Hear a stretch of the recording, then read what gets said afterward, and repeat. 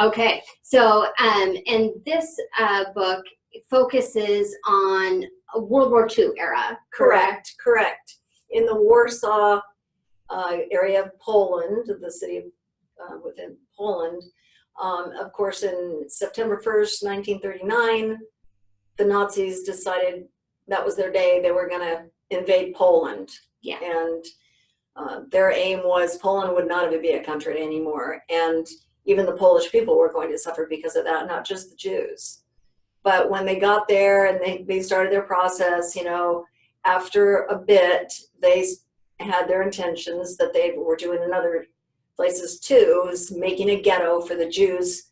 And then eventually, by threats and rules and new laws and things like that, they were forcing the Jews to go into the ghetto as their step one part of their plan.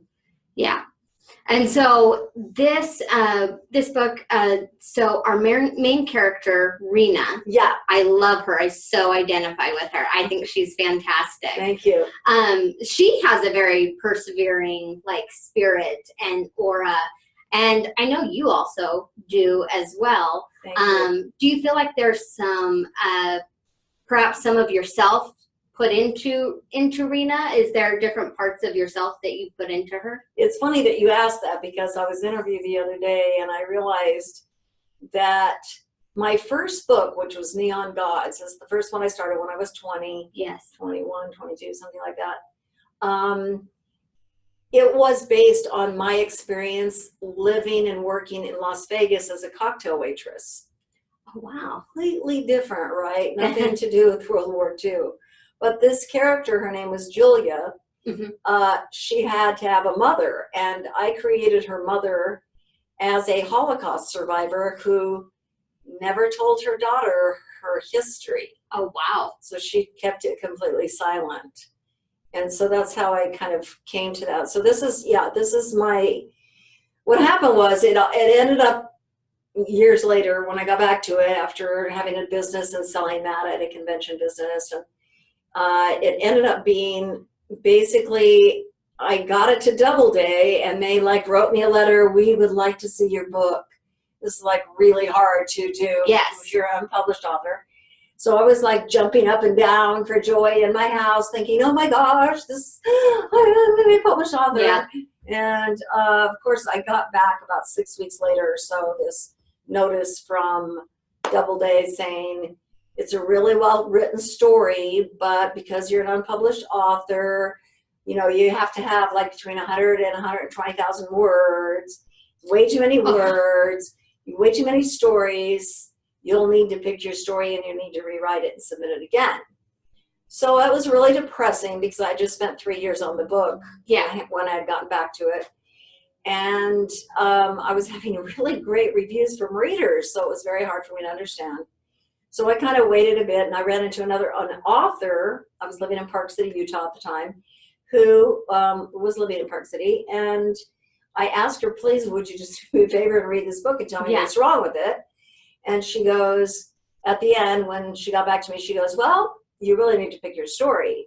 And I was like, the same feedback. Yeah. You know, like, how am I going to, you know, I was like, I felt like it was like the end of the book. Like I just like felt I could go nowhere because it just seems such a ridiculous and hard thing for me to do. Yeah. So I kind of put it on the shelf for a while.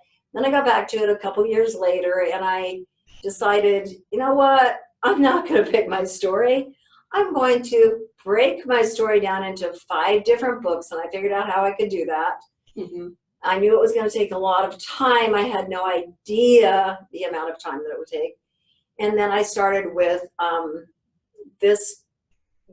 I started chronologically. I was like, logically, the book one should be chronological, and then you can follow it with your other 4 books, right? Yes.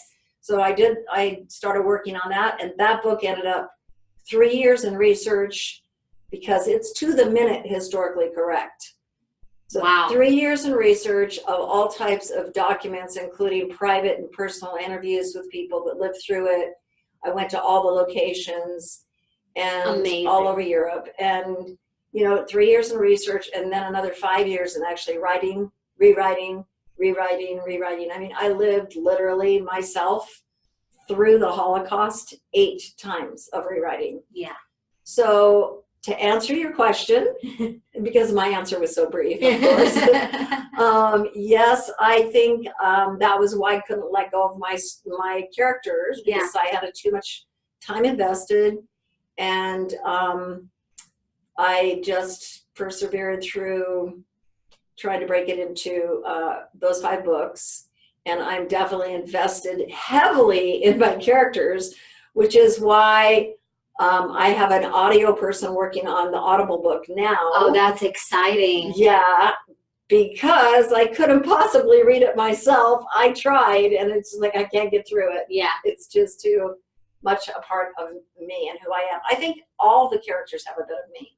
Of course. I mean, they all do. It's the different parts of our personality. I feel the same way about my business. There's different parts of it that really just like, there was a part of me in that went into it, and not even just a part, but what feels like your whole self. So exactly. I can only imagine the cathartic, there we go, process of like putting it all out there and into words, and giving it characters and with like depth and feeling and emotion. And so I think that is absolutely wonderful. So you talked about like the research that you put into it.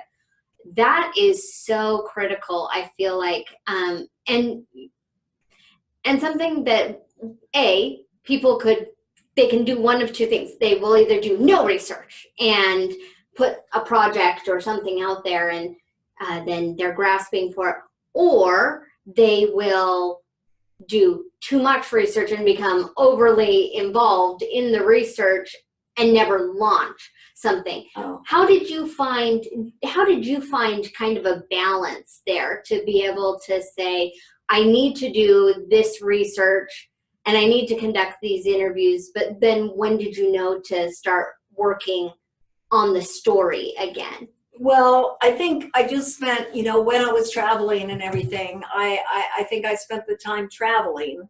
Yeah. And then I was making notes and everything, and I was writing some, ideas for different chapters and things.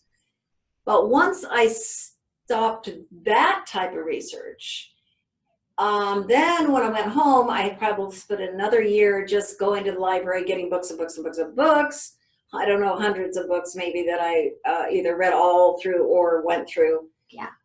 Then when I actually started the writing, I actually had the main key books that had fascinated me, or stories, or dictionaries, or all about the Jewish faith. Yes. All these things at hand. So I was constantly doing research like every single day for the whole entire duration of the book. Yeah.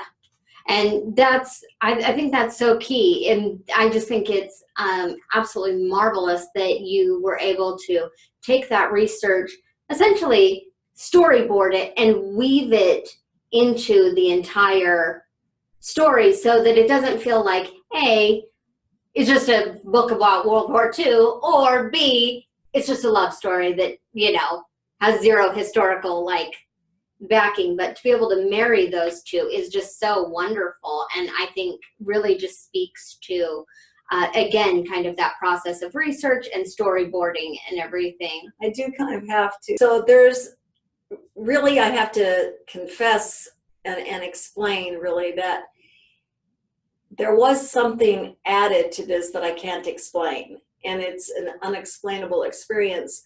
When I was writing the first book, Neon Gods, which was the initial book that I worked on with, Julia in Las Vegas, and this is her mother, Rena. As I was in that book, when I was writing that book, I had an experience about her mother, and I can't explain where it came from, but I will tell you what happened if I can get through this without being teary-eyed. So I had an idea. Well, I wanted to make her mother somebody interesting. Yeah. So I decided to make her this Holocaust survivor that actually would never tell anything and kept it a secret to her dying day that she was ever a Holocaust victim. Okay. When I sat down to write the part of the story where she met a man, who in this case ends up being Rolf, which is the main character, Yes. Lena and Rolf. I started writing, and I only had maybe a couple of sentences in my mind of what I should really be writing. You know, like, oh, I have this idea. I think I'll write this down. And so I started typing, and my fingers started going.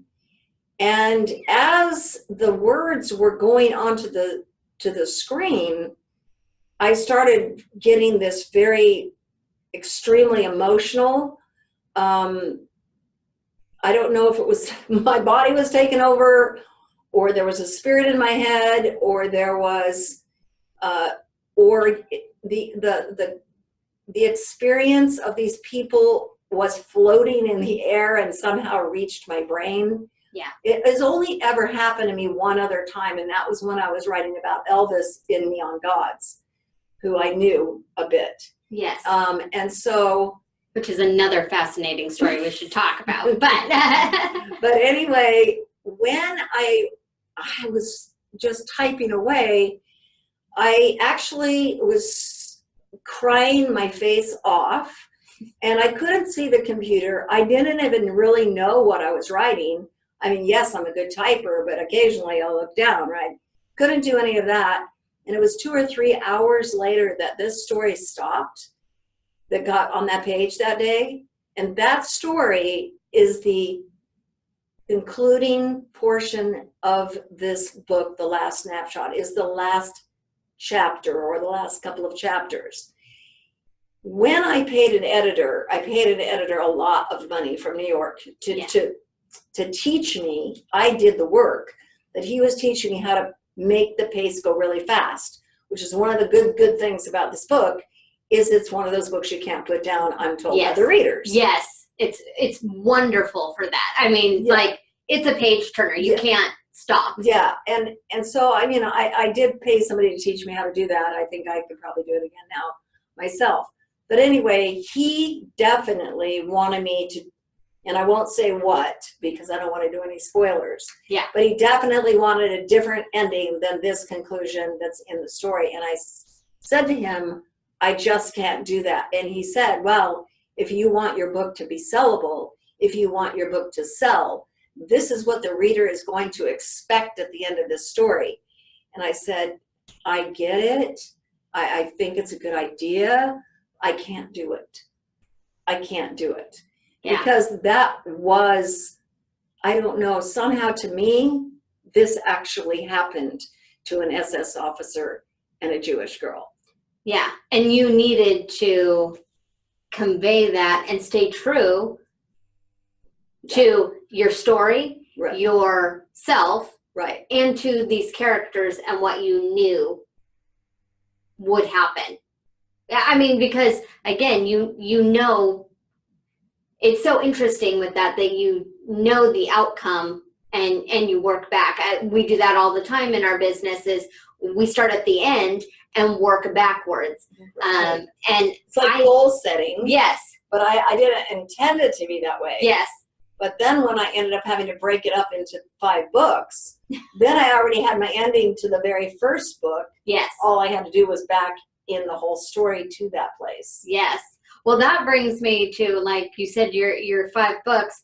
You and I were talking earlier about your next kind of project that you want to do, which is poetry. It's a little bit different. It isn't necessarily continuing on with these stories as much as it is kind of reflecting a little bit more. Tell us a little more about what that is. Yeah, basically what that is sort of an in-between, because there is a sequel that is the continuation